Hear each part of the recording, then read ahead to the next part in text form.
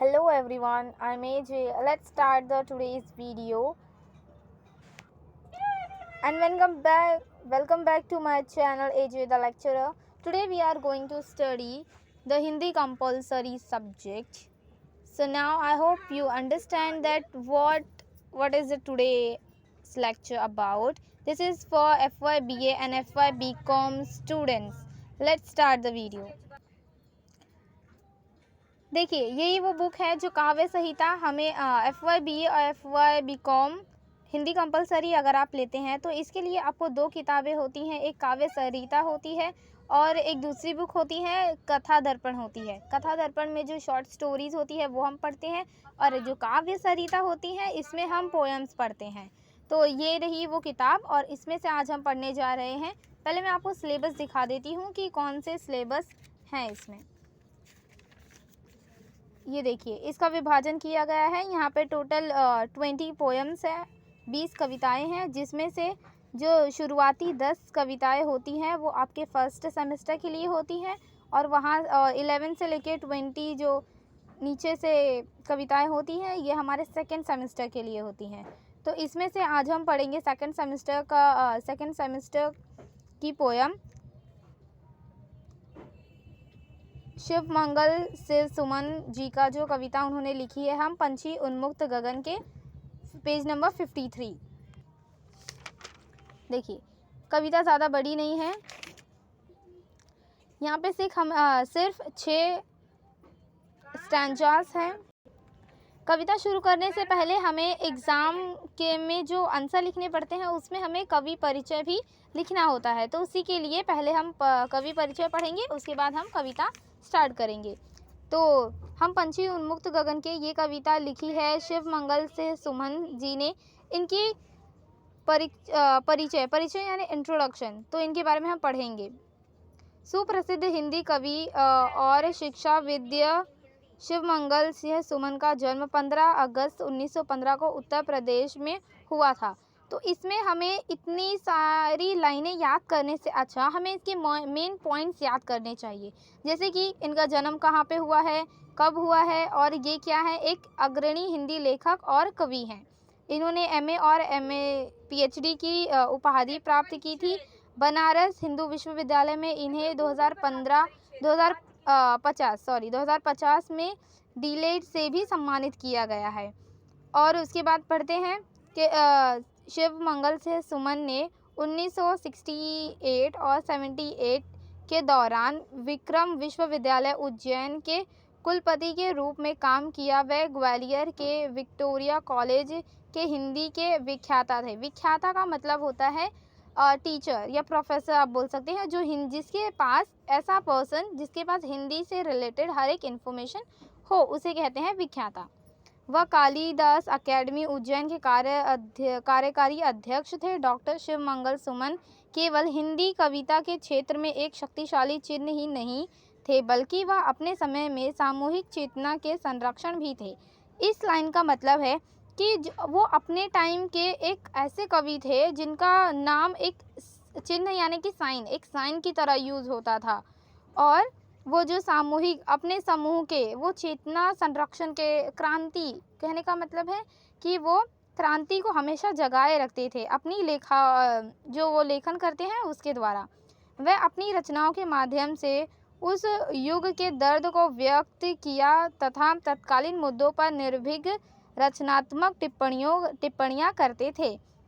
तो इस लाइन का मीनिंग है कि वो जो रचना करते थे यानी कि वो जो लिखा करते थे उसके माध्यम मीन्स उसके थ्रू वो क्या करते थे, युग के दर्द यानी कि उस टाइम का जो पेन होता था, जो दर्द होता था, जो एक्चुअल प्रॉब्लम्स होते थे वो उनको व्यक्त किया करते थे, लिखा करते थे। और उस समय की तात्कालीन जो मुद्दे होते थे यानी कि जो पॉइंट्स होते थे, जो टॉपिक होते थे उस समय में, वो निर्भीक होकर यानी बिगर किसी से डरे बहुत ही अच्छे तरीके से वो उस पर टिप्पणियाँ करते थे, उस पर वो लेखन करते थे। 27 नवंबर 2002 को उनको दिल का दौरा पड़ने से उनका निधन हो गया। और उनकी मुख्य कृतियाँ हैं हिल्लौड़, जीवन के गान, युग का गान, प्रलय सृजन। चलिए देखते हैं कविता में वो हमको क्या कहना चाह रहे हैं। कविता के माध्यम से कवि कहते हैं, इसकी हेडिंग पहले हमको समझनी चाहिए। क्या है हेडिंग? हम पंछी उन्मुक्त गगन के। उन्मुक्त का मतलब होता है आज़ाद, फ्रीडम। देखिए मैंने यहाँ हर एक मीनिंग के साथ में उसका इंग्लिश में भी मीनिंग लिखा हुआ है, ताकि अगर आप हिंदी में उतना अच्छा ना समझ पाए तो आपको ये इंग्लिश के वर्ड देख के उसका मीनिंग समझने में आसानी हो।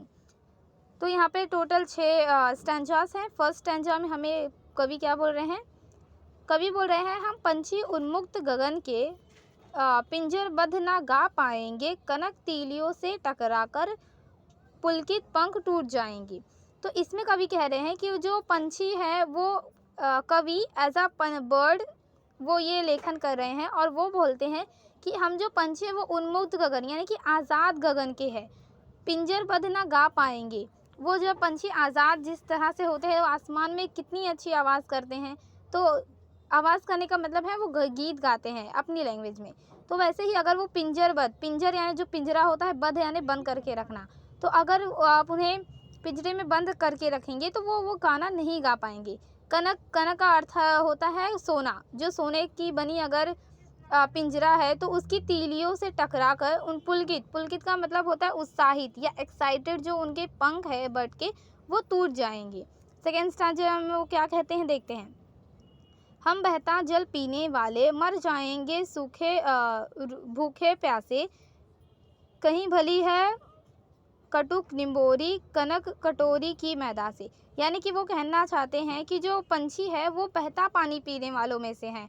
अगर इस तरह से अगर उन्हें हम बंद रखेंगे पिंजरे में तो वो भूखे प्यासे मर जाएंगे, क्योंकि वो उन्हें लगता है, पंछियों को लगता है कि कनक कटुक का मतलब होता है कड़वी, निम्बोरी मतलब जो नीम के पेड़ पे जो छोटे छोटे फल आते हैं ग्रीन कलर के, उन्हें बोलते हैं निम्बोरी। तो वो बहुत, जो निम्बोरी होती है वो बहुत ही कड़वी होती है। लेकिन पंछी क्या बोल रहे हैं कि वो निम्बोरी उनको अच्छी लगती है। किससे?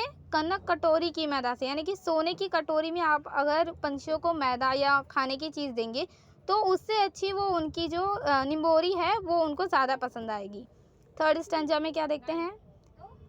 स्वर्ग श्रृंखला में बंधन, श्रृंखला के बंधन में अपनी गति उड़ान सब भूले, सब सपनों में देख रहे हैं तरु की फुनगी पर के झूले।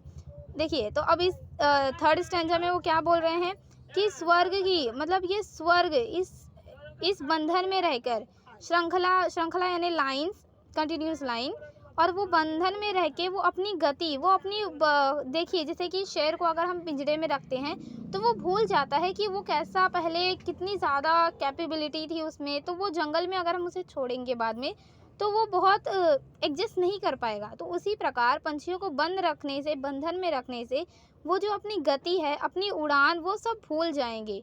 और अब वो सिर्फ क्या कर रहे हैं? सपनों में, यानी कि वो ड्रीमिंग कर रहे हैं कि कब उनको, तरु का मतलब होता है पेड़, और उसकी फुनगी यानी टहनी, टहनी के जो झूले होते हैं वो सारी चीज़ें भूल गए हैं। फोर्थ स्टैंजा में देखते हैं। ऐसे थे अरमान की उड़ते, नील गगन की सीमा पाने, लाल किरण सी चोंच खोल, चुगते तारक अनार के दाने।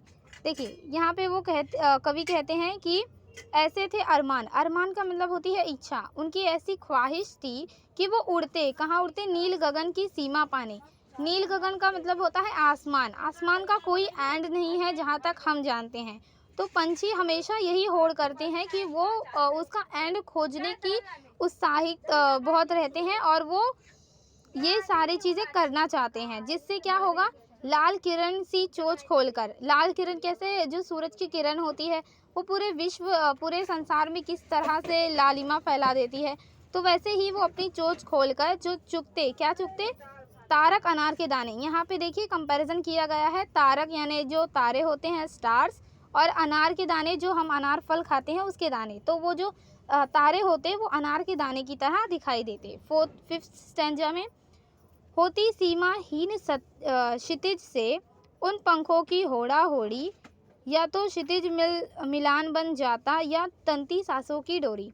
फिफ्थ स्टैंजा में कवि कह रहे हैं कि या इससे क्या होता कि सीमाहीन, सीमाहीन मतलब कि बाउंड्री लेस, जैसे कि जो क्षितिज का मतलब होता है एक ऐसा पॉइंट जहाँ पे समुद्र और आसमान एक दूसरे से मिलते हुए लगते हैं। ऐसा लगता है कि वहाँ उस जगह पे समुद्र और आसमान एक साथ में मर्ज हो गए हैं। तो वैसे ही वो क्या करते, जो बाउंड्री लेस क्षितिज है वहाँ तक पहुँचने के लिए पंखों की होड़ा होड़ी यानी कंपटीशन होता, स्पर्धा होती कि कौन दोनों में से पंख कितने ज़्यादा हम उड़ सकते हैं और वहाँ तक पहुँच सकते हैं। तो उससे क्या होता, या तो क्षितिज मिलान बन जाता यानी कि मिल जाता, या तो क्षितिज हमको मिल जाता, या तो सांसों की जो डोरी है वो तन जाती। इसका मतलब है कि या तो हमको वो मिल जाता या हमारी सांसों की डोरी तन जाती, इससे हम उनकी मौत हो जाती, या तो वो बहुत ही ज़्यादा थक जाते और वहाँ पे वो गिव अप कर देते। फिर 6 में देखते हैं, नीड ना दो चाहे टहनी का, आश्रय छिन्न भिन्न कर डालो, लेकिन पंख दिए है तो आकुल उड़ान में विघ्न न डालो। देखो 6th वाले स्टैंजा में ये बहुत अच्छी बात कह रहे हैं कि नीड का मतलब होता है घोंसला, नेक्स्ट जिसमें पंछी रहते हैं बना के, उन्हें घोंसला ना दो या चाहे टहनी भी ना दो, जो पेड़ की टहनियाँ होती हैं जिस पे वो अपना घोंसला बनाते हैं वो भी उन्हें ना दो, और यहाँ जो आश्रय यानी कि जो वो जहाँ रहते हैं वो जगह छिन्न भिन्न करना मतलब तोड़ फोड़ देना, तोड़ फोड़ कर दीजिए, लेकिन पंख दिए हैं तो भगवान ने पंछियों को पंख दिए हैं, तो इसके लिए उनको आकुल मीन्स बेचैन उड़ान में विघ्न न डालो, उनकी जो उड़ान है उसमें तो विघ्न न डालो। अगर आप उन्हें रहने नहीं दे सकते, उनका घोंसला तोड़ दे, वो जहाँ पे रहते हैं जो पेड़ पे रहते हैं वो काट दे, वो चलेगा उनको, लेकिन अगर उनको पंख मिले हैं भगवान से तो उन्हें उड़ने में विघ्न यानी बाधा नहीं डालना चाहिए, जिसे बोलते हैं ना किसी के बीच में टांग नहीं अड़ानी चाहिए। तो उसी प्रकार अगर उनको पंख दिए हैं तो उनमें बाधा ना पहुँचाई जाए। तो यहाँ पे ये पोयम फिनिश हुआ है आज के लिए इतना ही। Bye bye. अगर आपको कोई भी इसमें प्रॉब्लम हो तो आप मुझे कमेंट कर सकते हैं।